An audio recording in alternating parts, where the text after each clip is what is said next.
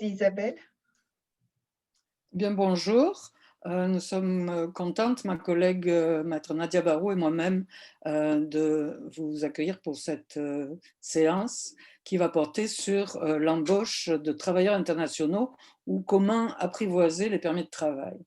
Euh, Ma collègue maître Barou et moi-même, nous sommes toutes les deux avocates, toutes les deux spécialisées en droit de l'immigration et on cumule ensemble plus de 50 ans d'expérience dans ce secteur-là. Et c'est ce qui explique nos cheveux gris, ou en tout cas les miens.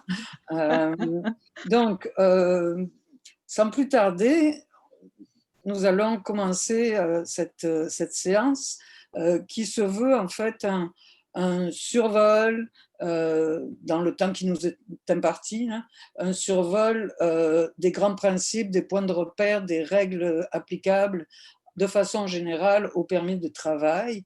On ne va pas pouvoir tout aborder en profondeur, malheureusement, parce que le temps ne le permettra pas, mais ça vous donnera quand même des bases pour vous retrouver dans ce bel écosystème. Et évidemment, on sera à votre disposition pendant le salon pour aborder les questions plus en détail, pour clarifier certains aspects. Si vous voulez nous rendre visite, on sera au kiosque 245, qui est dans la zone s'installer et s'intégrer au Québec. Donc, on sera présente le mercredi, jeudi et vendredi, 11, 12 et 13 novembre. Et on sera heureuse de pouvoir aller plus en détail dans vos questionnements. De façon globale, je vais vous résumer en quelques mots le plan de notre propos d'aujourd'hui.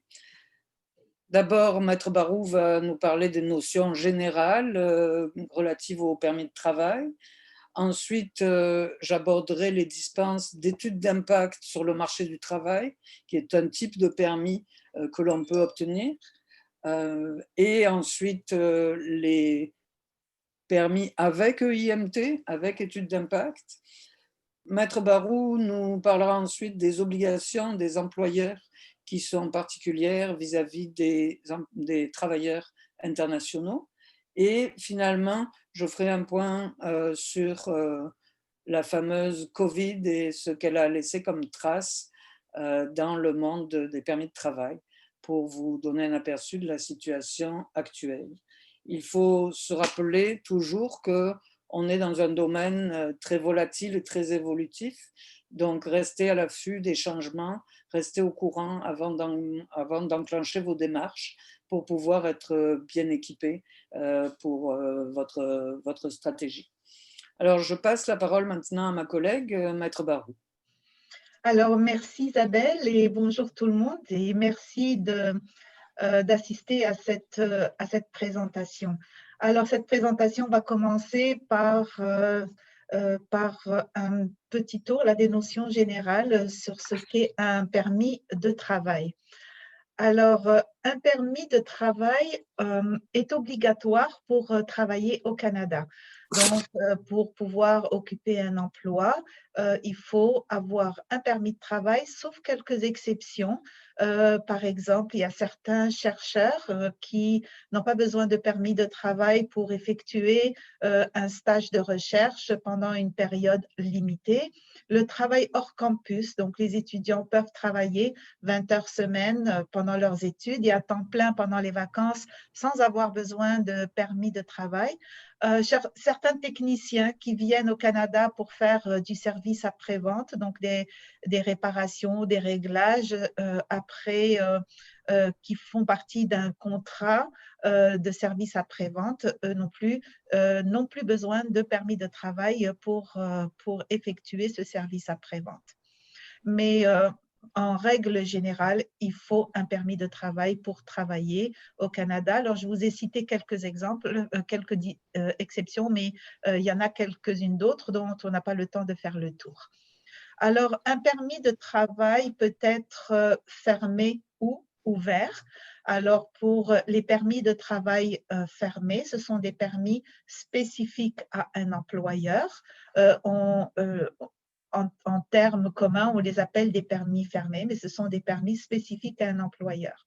Ils sont basés sur une offre d'emploi. Donc, pour avoir un permis fermé, il faut un employeur qui fait une offre d'emploi aux travailleurs. Permet de travailler, donc, comme je l'ai dit, pour un employeur déterminé, et pas seulement, c'est aussi pour une profession précise et pour un lieu d'emploi particulier. Alors, à côté des permis spécifiques, il y a les permis ouverts. Et pour les permis ouverts, il n'y a pas les restrictions qu'on retrouve dans les permis fermés. Donc, aucune restriction, sauf quand il s'agit de travail avec les enfants ou en milieu ou dans le secteur de la santé. Il faut avoir au préalable passé un examen médical. Si on n'a pas passé cet examen médical avant de demander le permis, ben, on va avoir un permis ouvert avec une restriction qui nous empêche de travailler avec les enfants ou dans le système de santé. Un permis de travail, c'est un permis qui est temporaire. Donc, un permis de travail n'est pas donné à vie. Alors, il a une durée de validité déterminée, donc il y a une date de début et une date d'expiration.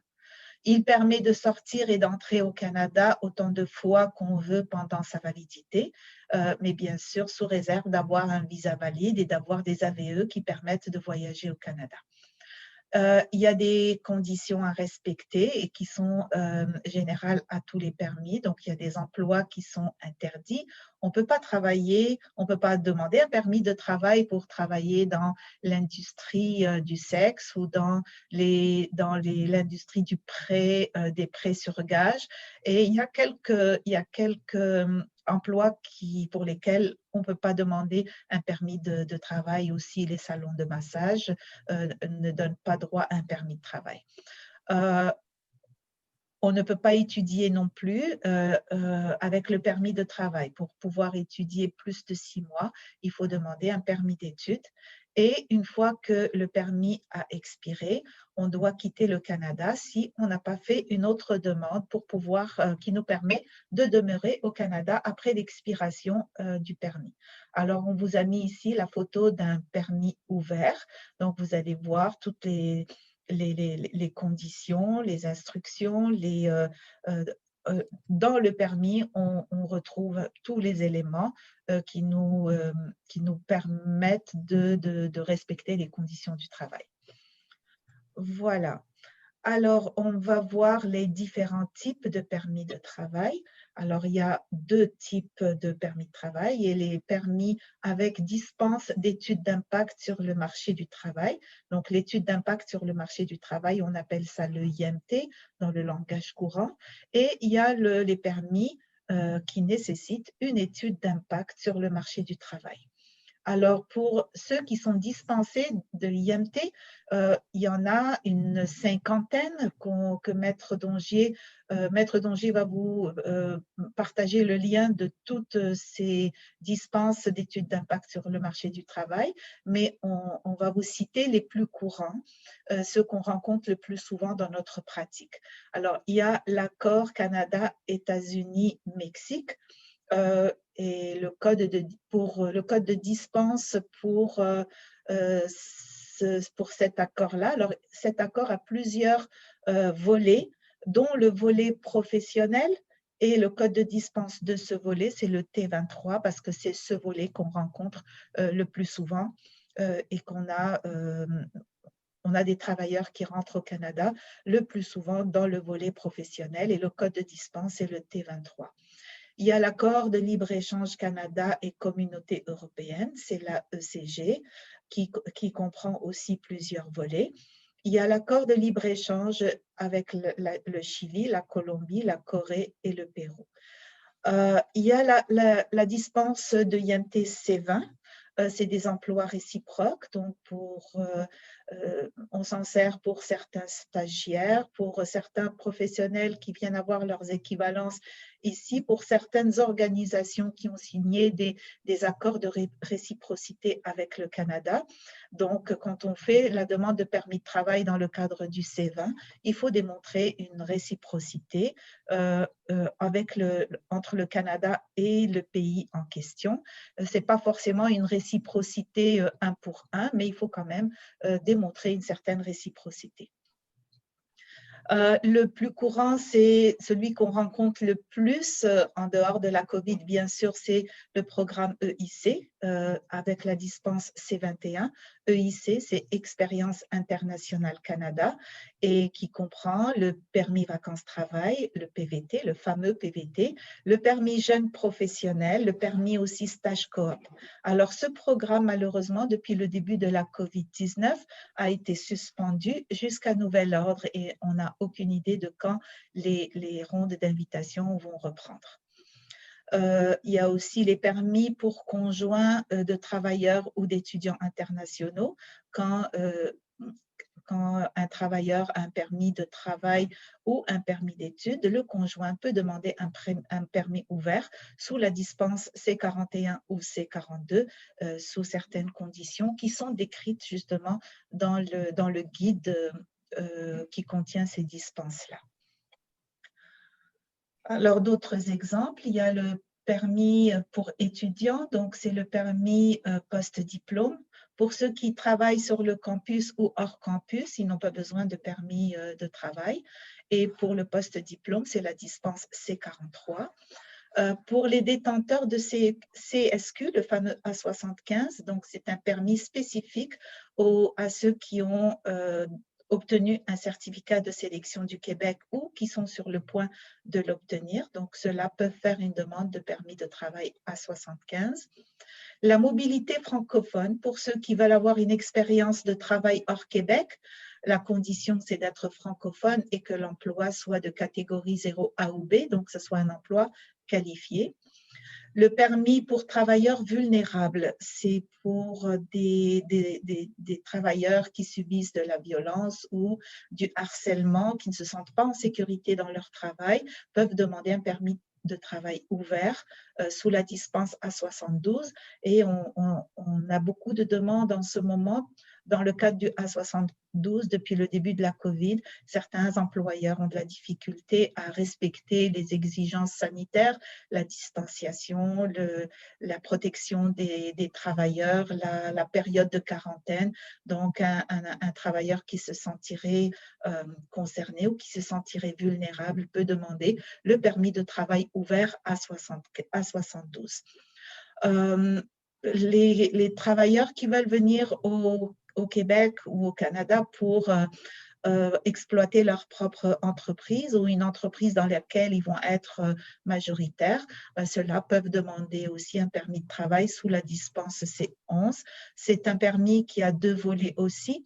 Ceux qui viennent seulement dans un but temporaire et qui envisagent repartir chez eux, et le volet de ceux qui veulent s'établir au Canada et qui ont fait une demande pour s'établir au Canada dans le cadre du programme entrepreneur ou travailleur autonome.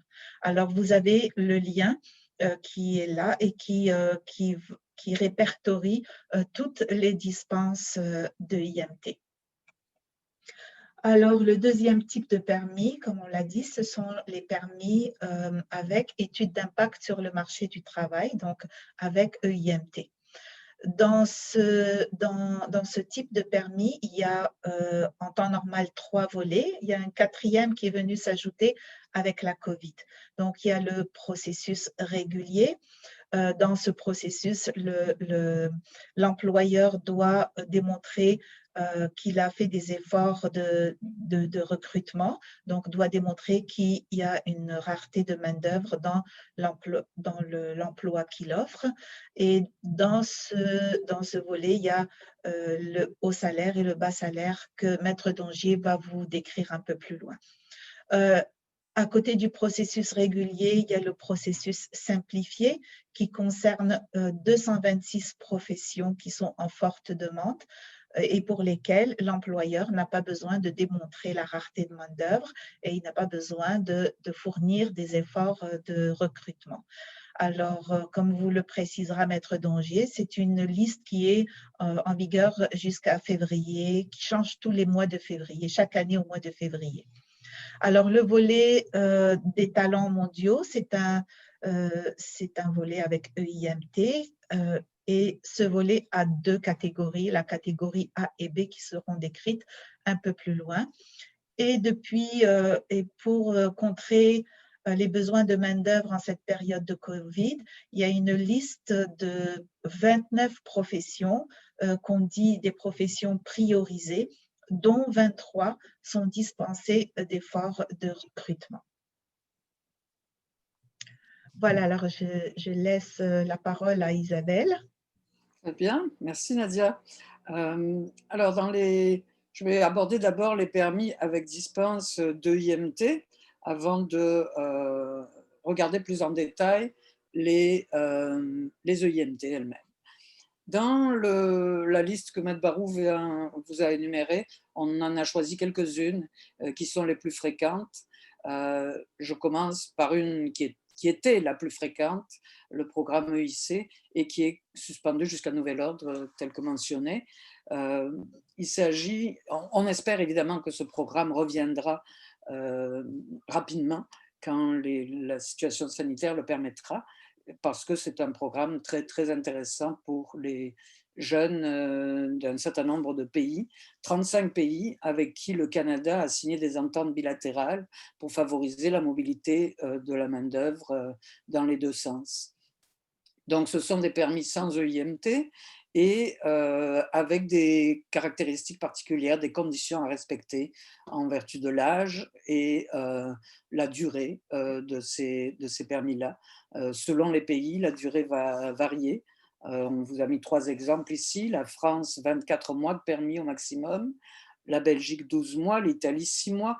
Il y a une kyrielle de variantes. Certains pays peuvent prolonger ou demander un deuxième permis.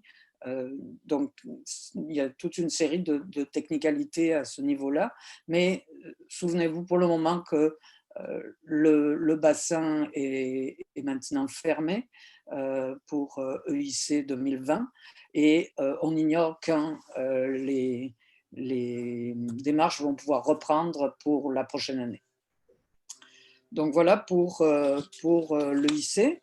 Ensuite, le permis en vertu de l'accord de libre-échange Canada, États-Unis, Mexique, le permis des professionnels qui est habituellement très, très, très utilisé pour les citoyens américains et mexicains qui veulent occuper un emploi au Canada. C'est sans doute le permis le plus simple, le moins contraignant en démarche et en documentation à fournir. Il couvre une 60aine de professions qui sont pour la plupart des postes de professionnels, donc avec un diplôme universitaire à la clé. Et habituellement, quand les choses se passent normalement, ce permis peut être demandé facilement à l'arrivée au point d'entrée terrestre ou aéroport. Ce permis peut être donné pour une durée de 3 ans maximum, mais renouvelable, et on peut demander plusieurs fois ce même permis dans sa vie pour des employeurs différents. Donc c'est vraiment une formule très très flexible, mais qui demande évidemment que vous ayez la citoyenneté américaine ou mexicaine. Pour les Européens, on a un pendant plus récent avec la ECG, et on a choisi aujourd'hui de vous parler de 2 des catégories de permis qui sont disponibles sous la ECG. Il y en a d'autres, mais celles qui sont les plus attirantes, disons, sont celles pour les fournisseurs de services contractuels et les travailleurs indépendants, les professionnels indépendants. Les fournisseurs de services contractuels, ce sont des gens qui sont à l'emploi d'une entreprise européenne, qui sont européens eux-mêmes, qui ont une nationalité d'un pays membre de l'accord et qui ont au moins 1 an d'ancienneté dans l'entreprise. Et leur entreprise a signé un contrat de service avec un client canadien, une entreprise canadienne, pour leur fournir certains services, que ce soit de l'installation de matériel, des services informatiques ou autres. Donc, l'employé de cette société européenne va être envoyé auprès du client canadien pour venir fournir des services au nom de l'entreprise européenne. Il doit être également détenteur d'un diplôme universitaire et il doit rester toujours à l'emploi de la société européenne qui va le détacher donc, pour cette mission.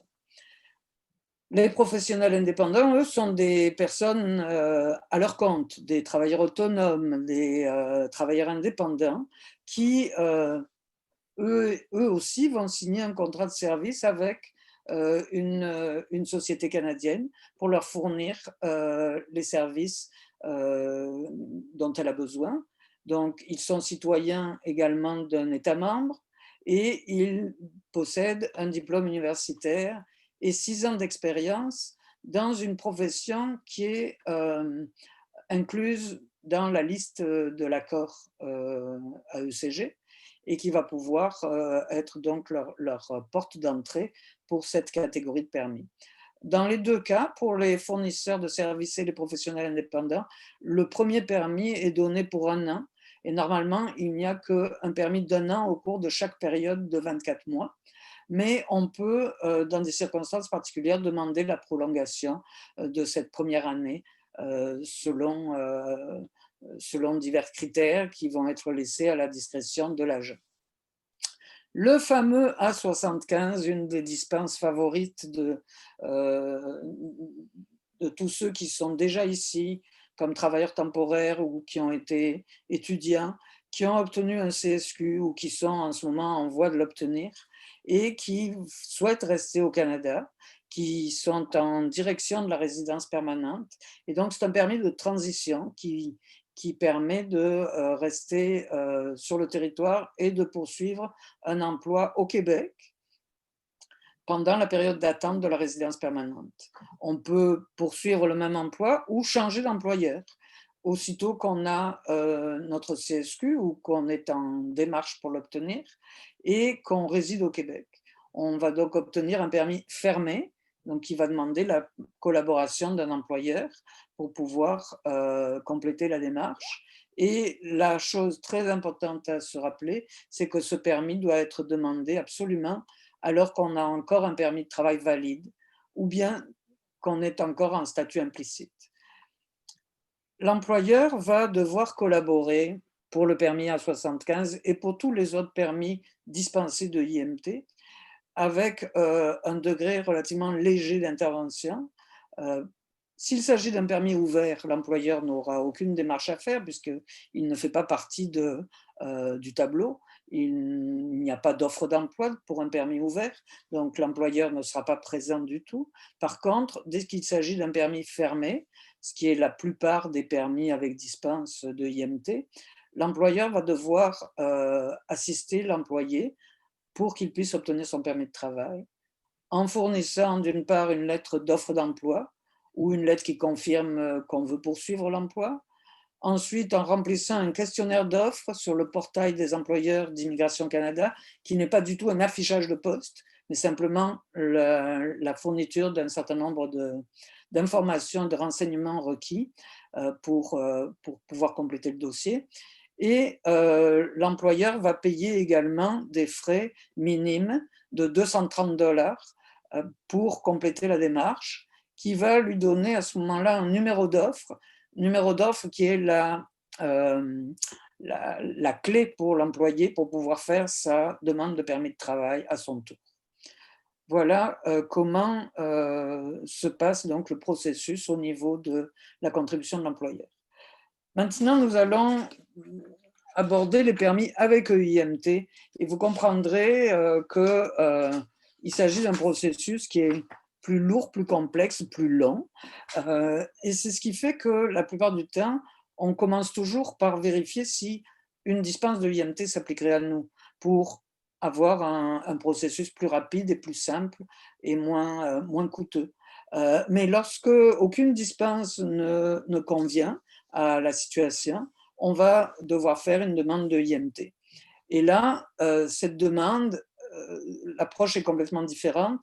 C'est vraiment l'employeur qui va, dans un premier temps, soumettre sa demande de IMT et il devra le faire avant que l'employé, lui, puisse demander son permis de travail.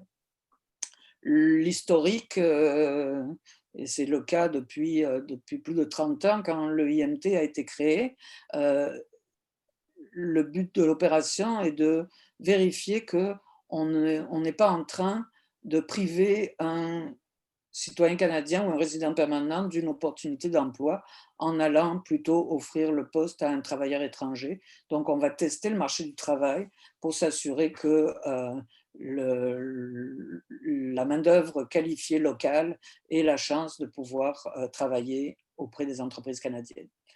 Cette demande de l'IMT va être étudiée et une décision va être prise conjointement entre deux ministères. Fédéral, d'abord Emploi et Développement social Canada, qui est représenté par Service Canada, et puis du côté de la province, Immigration Québec, le ministère de l'Immigration, Francisation, Intégration du Québec, qu'on connaît sous le nom abrégé de MIFI. Donc, ces deux ministères vont étudier la demande. En parallèle, le MIFI va aussi étudier la demande de sélection temporaire du candidat et va ensuite, si la décision est positive, émettre le certificat d'acceptation du Québec, le CAQ travailleur. À ne pas confondre avec un CAQ étudiant. Et parfois, les gens pensent qu'ils ont un CAQ et que ça suffit, mais il faut que ce soit un CAQ travailleur pour pouvoir aboutir ensuite à une demande de permis de travail. Alors, comment on fonctionne dans le cas du volet régulier de l'IMT? Des facteurs principaux qui vont se retrouver, pour la plupart, dans le volet simplifié également, mais on va les regarder un par un. Tout d'abord, l'entreprise doit être en activité. Donc, on ne peut pas déposer une demande pour une entreprise à créer, ou une entreprise future qui n'a pas encore commencé ses opérations. Il faut que l'offre d'emploi réponde à un besoin réel de main-d'œuvre de l'entreprise, et il faut l'expliquer et bien l'établir. Il faut offrir un salaire qui est considéré par le gouvernement du Québec comme compétitif pour cette profession-là. Et il faut, en parallèle, que l'entreprise soit jugée suffisamment solvable et viable pour respecter ses obligations envers son futur employé. On regarde également quels sont les avantages qu'on peut espérer de cette embauche. Est-ce qu'on va pouvoir créer de nouveaux emplois ou maintenir des emplois déjà existants pour des Canadiens ou des résidents permanents? On va regarder si cette embauche va permettre de développer ou de transférer une expertise particulière, des connaissances sophistiquées auxquelles on n'aurait pas accès ici, etc. Et on va regarder évidemment si cette embauche va permettre de combler une pénurie de main-d'œuvre dans ce secteur d'activité particulier.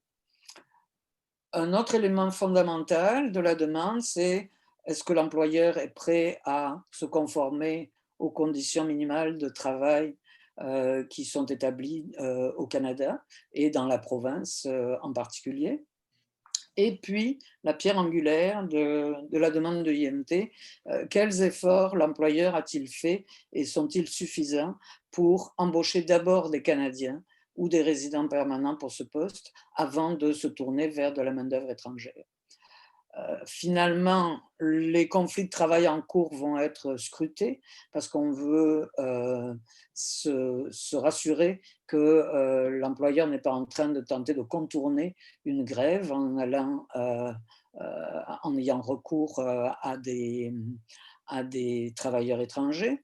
Et également, on s'assure que l'employeur est un bon citoyen corporatif et qu'auparavant, il a respecté les engagements qu'il avait pris dans une IMT antérieure. Donc tout ça, ce sont les éléments qui vont constituer le dossier, si vous voulez, et qui vont permettre à l'agent d'évaluer si oui ou non cette IMT devrait être approuvée. Le critère déterminant, je l'ai déjà dit, je le répète, c'est les efforts de recrutement. Même quand on est en situation de plein emploi, même quand on est en pénurie, les deux ministères sont très attentifs aux chances qu'on a pu donner ou ne pas donner à des Canadiens de recevoir, de pouvoir occuper un poste. Donc on doit afficher, et c'est important de s'en rappeler, on doit afficher selon les normes très précises que Service Canada décrit. Alors, je ne vais pas rentrer dans tous les détails, ils sont bien décrits sur le site internet et on pourra en reparler si cela vous intéresse. Mais en résumé, il faut que cet affichage ait été fait pendant au minimum 4 semaines et récemment, c'est-à-dire au cours des 3 mois qui précèdent la demande. Les affichages de l'année dernière ou de l'année d'avant ne vont pas être pris en considération. Il faut aussi obligatoirement afficher sur un des 2 sites gouvernementaux de recrutement, alors guichet emploi au fédéral, Emploi Québec au Québec, et on va à ce moment-là donner dans ces annonces toute la description du poste qu'on veut combler. Outre ces annonces gouvernementales, on doit mettre aussi des annonces on doit utiliser 2 autres méthodes de recrutement qui vont être susceptibles de rejoindre le bassin de candidats visés. Donc, il faut que l'une de ces 2 méthodes soit de portée nationale, donc le babillard du dépanneur du coin ne sera pas considéré comme tel. Il faut que ça soit des sites qui sont reconnus dans la profession ou dans l'industrie particulière, et il faut bien cibler, il faut aller vers la clientèle que l'on cherche à attirer. Une de ces 3 méthodes, et vous aurez le choix de laquelle, mais une de ces 3 méthodes doit être maintenue sans interruption aucune durant toute la durée du traitement de la demande jusqu'à ce qu'on reçoive la décision de IMT. Et ça aussi, c'est un élément auquel les agents sont très attentifs. Des particularités pour les postes qu'on dit à bas salaire, c'est-à-dire dont le salaire horaire est inférieur à la moyenne provinciale, tout poste confondu, qui est fixé annuellement et en ce moment fixé à 23,08 $ de l'heure. Donc tous les postes au salaire horaire inférieur sont considérés comme à bas salaire. Et pour ces postes-là, les 2 affichages supplémentaires qu'il faut faire doivent cibler chacun un groupe sous-représenté différent. Un groupe sous-représenté sur le marché du travail, donc des gens qui ont habituellement peu facilement accès à des emplois ou qui sont plus discriminés que d'autres dans les embauches. On parle des jeunes, on parle des autochtones, des nouveaux arrivants et des personnes handicapées. Donc, il faudra obligatoirement utiliser des méthodes de recrutement spécifiques qui vont aller cibler particulièrement ces groupes-là. Et un autre élément fondamental et éliminatoire pour les demandes de postes à bas salaire, c'est qu'il y a un quota qui va être établi pour l'entreprise à un moment donné X, et ce quota pourra varier d'une année à l'autre pour l'entreprise, un quota qui va être établi de travailleurs étrangers à ne pas dépasser. Si la demande que l'on soumet nous met au-dessus du quota, la demande va être rejetée carrément. Donc, ce quota va être calculé. Il y a un calcul qui est fait au cas par cas dans le cadre de la préparation de la demande et qui pourra varier selon différents facteurs que je ne vais pas énumérer maintenant. Mais c'est un élément fondamental parce qu'il est éliminatoire également. Dans les postes à haut salaire, il y a une autre particularité dans le IMT, c'est le plan de transition qui est obligatoire, que l'entreprise doit fournir et dans lequel l'entreprise va décrire des activités futures qu'elle va entreprendre au niveau du recrutement pour tenter dans le futur d'augmenter son nombre de travailleurs canadiens ou résidents permanents et être moins dépendant de la main-d'œuvre étrangère. Donc, ce plan va faire partie de la demande également. Le processus simplifié maintenant, il est unique au Québec, on ne le trouve pas dans les autres provinces. On a beaucoup de chance en fait d'avoir ce mécanisme-là au Québec. Les exigences générales sont à peu près similaires à celles qu'on a décrites pour le volet régulier. On utilise les mêmes formulaires, on paie les mêmes frais de traitement. Les exigences qui s'appliquent à l'entreprise sont là également, le salaire compétitif. La seule chose qui est différente au niveau du processus simplifié, c'est la dispense de preuves d'effort de recrutement sur le marché local. Autrement dit, il ne sera pas nécessaire de prouver que l'on n'a pas trouvé de candidat canadien ou résident permanent pour occuper le poste. On pourra préparer et soumettre la demande de IMT sans avoir procédé à cette recherche préalable. Alors, ce processus simplifié, il vise une liste de professions qui est mise à jour chaque année en février. On attend la prochaine avec un peu d'anxiété. Dans la liste de 2020, il y a 226 professions qui sont dans toutes sortes de secteurs, toutes sortes de domaines, ressources humaines, administration, direction, sciences pures, génie, technologie de l'information, secteur de la santé, l'enseignement à différents niveaux, toutes sortes de métiers. Donc il y a ces professions que le gouvernement juge déjà en partant comme étant difficiles à combler, à recruter. Et donc, on ne demandera pas aux employeurs d'afficher et de démontrer qu'il y a une pénurie. On la connaît, elle est avérée. Et ça, c'est évidemment un énorme soulagement pour les employeurs qui n'ont pas à refaire des annonces et à prouver de la manière prévue par le gouvernement que ce recrutement est infructueux. Mais un point très important à souligner et à garder en tête, c'est que le candidat que l'on a identifié, le travailleur étranger que l'on veut embaucher, doit posséder le diplôme qui est prévu dans la classification nationale des professions pour ce poste en question. Donc, sans ce diplôme, la demande va être redirigée, excusez-moi, vers le processus simplifié.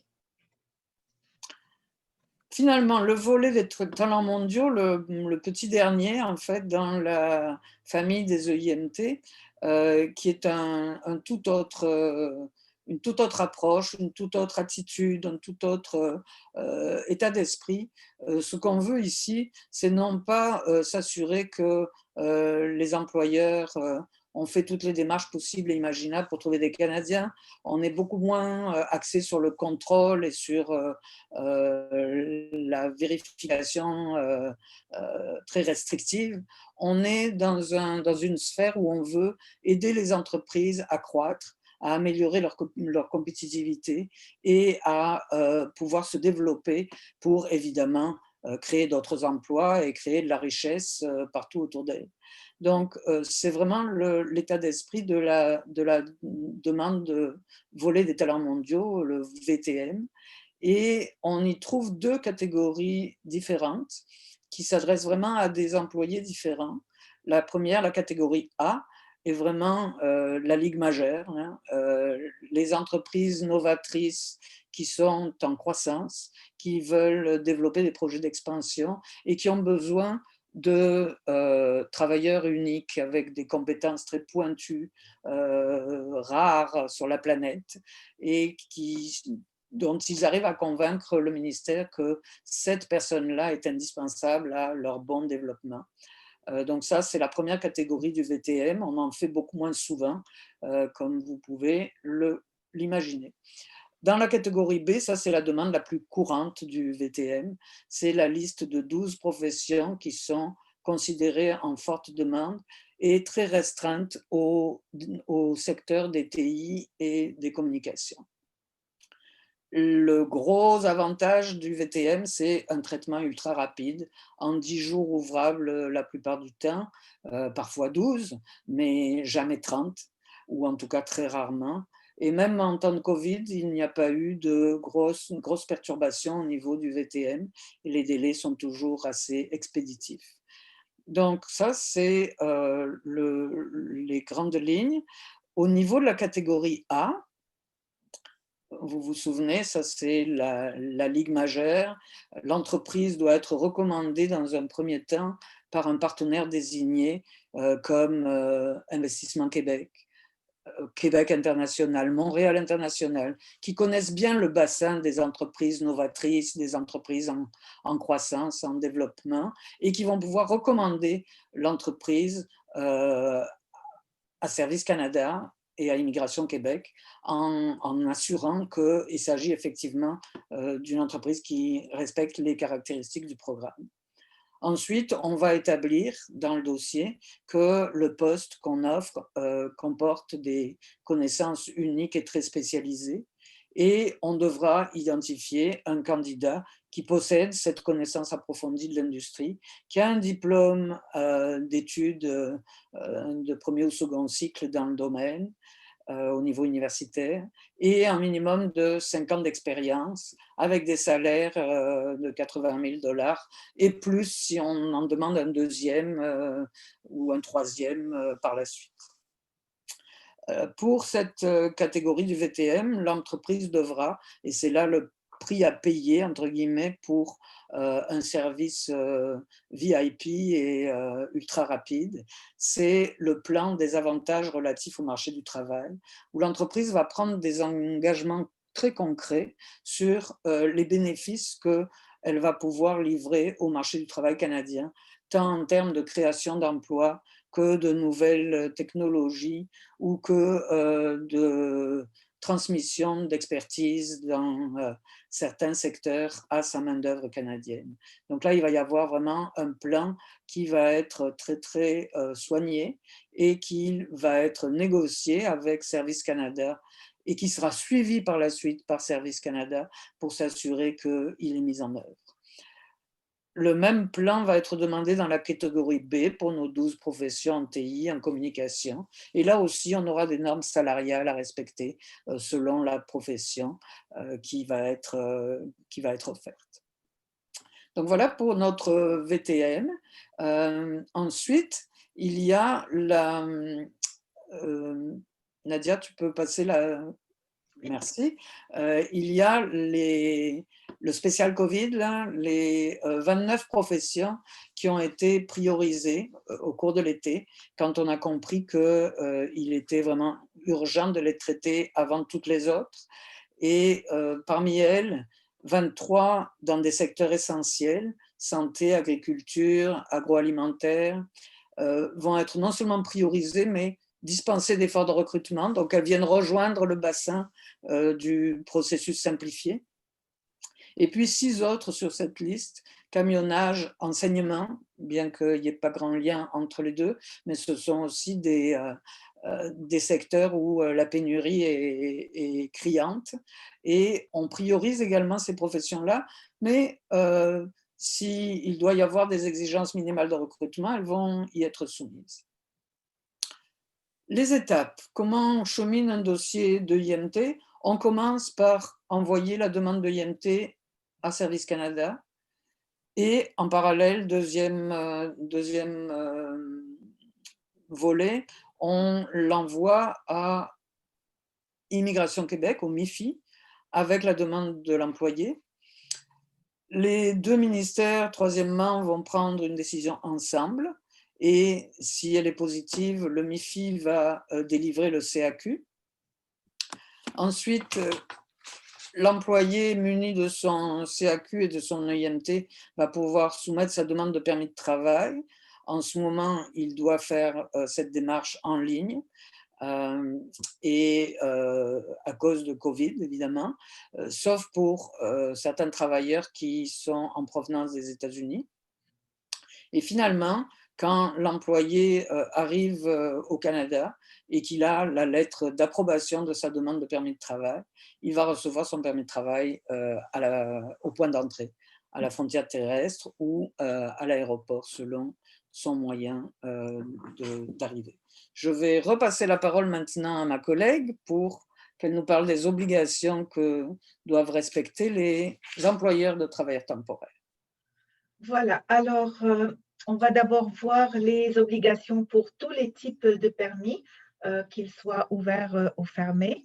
Alors, il y a d'abord des obligations qui ont été instaurées depuis le début de la COVID. Donc, ce sont celles de respecter les obligations de santé publique, donc assurer une distanciation entre les travailleurs, une protection aussi en fournissant des masques ou des cache-visages, et aussi s'assurer que le travailleur qui a été en contact avec quelqu'un qui a été atteint de la COVID ou qui a présenté des symptômes de la COVID ou qui revient d'un voyage et fait sa quarantaine qui est,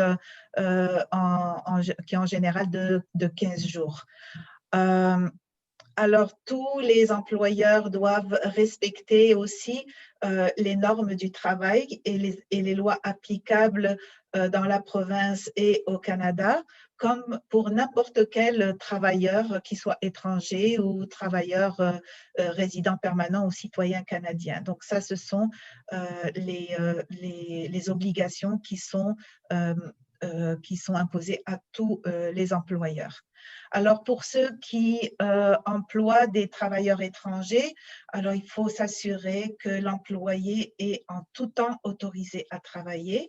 Donc, vérifier que le travailleur a un permis de travail qui est valide ou si son permis de travail a expiré, s'assurer que le travailleur a demandé le renouvellement de son permis avant qu'il n'expire, c'est-à-dire qu'il est en statut implicite.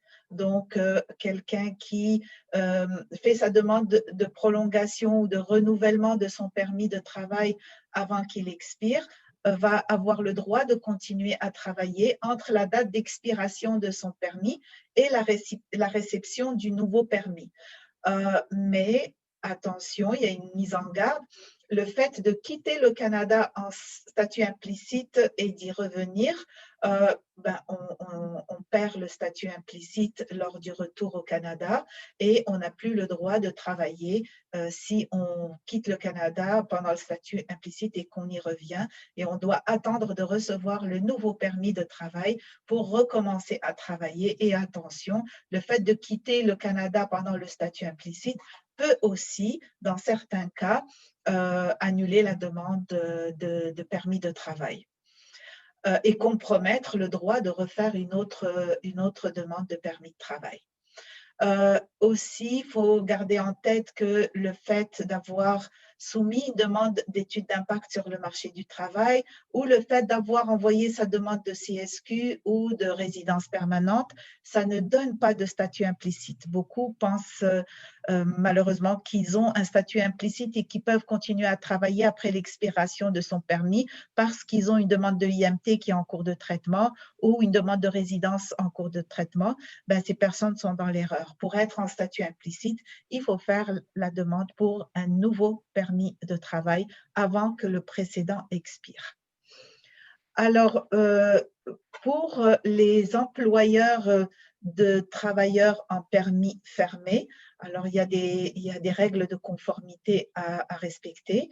Donc, comme tous les autres employeurs, ils doivent respecter les lois fédérales et provinciales régissant l'embauche et le travail dans la province.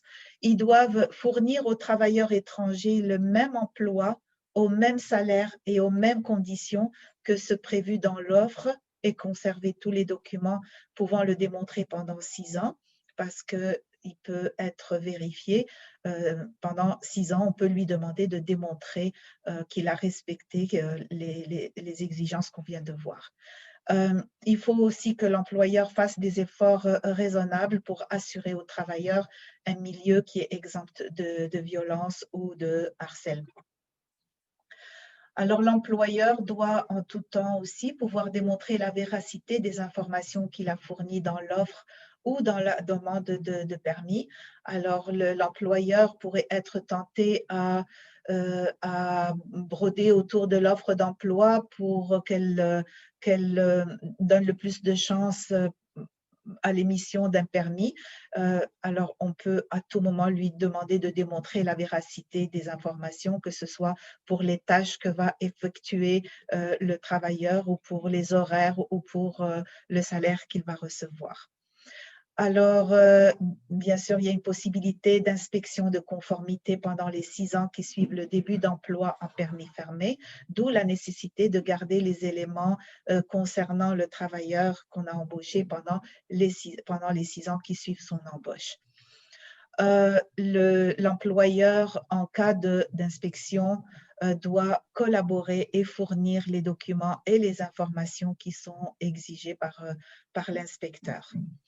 Alors bien sûr, s'il y a des vérifications, il y a des pénalités aussi qui y sont associées, en cas de non-conformité, et ces pénalités peuvent être des pénalités monétaires et d'exclusion du programme des travailleurs temporaires. Donc, un employeur non conforme aura non seulement des amendes à payer, mais il peut aussi être exclu de façon permanente ou temporaire du programme de travailleurs temporaires et il peut avoir des restrictions à recruter de nouveaux travailleurs étrangers. En plus des pénalités, l'employeur verra son nom affiché sur le site d'IRCC comme étant une entreprise non conforme. Alors, un employeur qui pense qu'il n'a pas été conforme à un moment donné de l'embauche pendant le travail de son travailleur peut faire une divulgation volontaire et corriger sa non-conformité. Très bien. Voilà. Alors, je vais terminer rapidement avec les répercussions que la Covid-19 a eues dans le monde des permis de travail. Évidemment, avec la fermeture des frontières et les restrictions de voyage, ça a compliqué pas mal les démarches et le moment où on pouvait les faire, etc. Et on est arrivé au résultat que IRCC a imposé que toutes les demandes soient faites en ligne, sauf quelques exceptions, par exemple lorsqu'il s'agit de prolonger un permis de travail post-diplôme parce que notre passeport expire, par exemple. Euh, et on a fortement, dès le départ, et c'est encore le cas, déconseillé les demandes au point d'entrée, en particulier au point d'entrée terrestre, les demandes qualifiées de tour du poteau. Lorsqu'on quitte Montréal, on va à la frontière, on rentre aux États-Unis 3 minutes et demie et on revient vers le Canada pour obtenir notre permis de travail.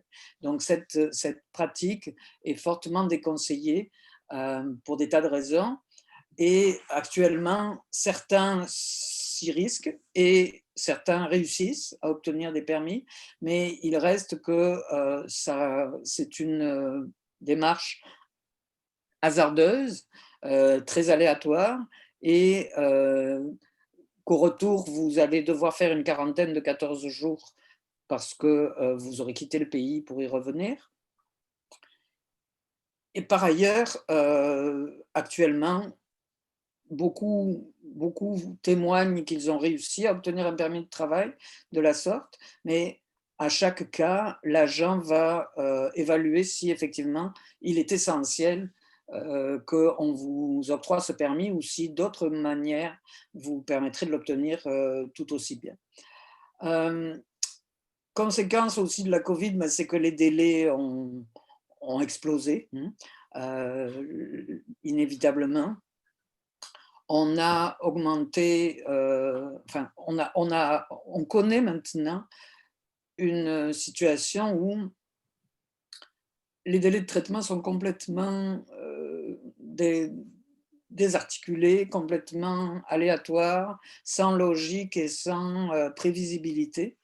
Et on a à la fois certains dossiers où le délai va être beaucoup plus long qu'il ne l'a jamais été, atteindre 6 à 8 mois d'attente, alors que d'autres vont être traités en 3 semaines ou en 2 mois.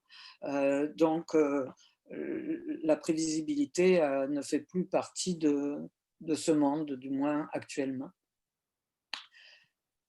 Et comme on a parlé, Maître Barou, on a également augmenté les obligations de conformité des employeurs de travailleurs temporaires pour s'assurer que la santé publique soit bien protégée ou protégée au maximum. Maintenant, pour contrecarrer tous ces effets néfastes, si je peux dire, on a mis en place plusieurs choses. La première, en dispensant de collecte biométrique les demandeurs de statut temporaire qui sont déjà au Canada, puisqu'on a fermé les centres de Service Canada, on n'avait plus accès à la biométrie. Et on a adopté plusieurs politiques d'intérêt public qui ont pour objet de modifier les procédures et les processus applicables. On n'a pas créé de nouveaux permis pour victimes de Covid, mais on a aménagé les mécanismes de traitement pour accélérer les choses. Alors, par exemple, on donne maintenant une autorisation provisoire lorsqu'il s'agit de changer d'emploi et qu'on atteint un permis de travail fermé. On va recevoir une autorisation provisoire pour débuter l'emploi dans les 10 jours, ce qui est assez exceptionnel par les temps qui courent. On a aussi permis à certains visiteurs qui étaient entrés comme visiteurs au Canada ou qui étaient devenus visiteurs après avoir été travailleurs ou étudiants, on va leur permettre de faire une demande de permis de travail sur place, sans avoir à quitter le pays, alors qu'un visiteur, normalement, doit faire sa demande de l'étranger. On a permis aussi à ceux dont le statut a expiré de rétablir leur statut, de demander un nouveau statut au-delà de la période statutaire de 90 jours habituellement. Sauf pour le permis à 75, on ne peut pas dépasser le 90 jours, mais pour tous les autres permis, on peut demander le rétablissement au-delà du 90 jours suite à la perte du statut. Et on peut même, là aussi, demander une autorisation provisoire pour que dans les 30 jours, on reçoive un courriel qui nous permet de commencer à travailler alors qu'on doit débuter un emploi auprès d'un employeur spécifique et on attendra le permis qui arrivera plus tard. Finalement, une dernière chose utile, c'est qu'on a permis à ceux qui étaient au Canada et qui avaient fait une demande traitée à l'étranger de pouvoir demander leur permis de travail une fois reçu la lettre d'approbation par l'ambassade ou le consulat qui a traité la demande. On peut demander sur place l'émission du permis de travail sans avoir à quitter le territoire. Donc un autre aménagement très, très appréciable. Voilà, nous arrivons à la fin de notre présentation et du temps qui nous était imparti. Merci beaucoup de votre attention. On vous attend à notre kiosque 245 dans la zone s'installer, s'intégrer au Québec. Et la semaine prochaine, enfin pas la semaine prochaine, mais le 11, 12, 13, ma collègue Nadia Barou sera présente pendant les 3 journées. Moi, pour ma part, je serai là le mercredi après-midi, le 11. Je serai là le jeudi matin et le vendredi tout l'après-midi. Donc, on espère avoir l'occasion d'échanger avec vous et de pouvoir répondre aux questions que vous vous poseriez. Merci encore et prenez bien soin de vous. Merci Isabelle, merci tout le monde, à bientôt.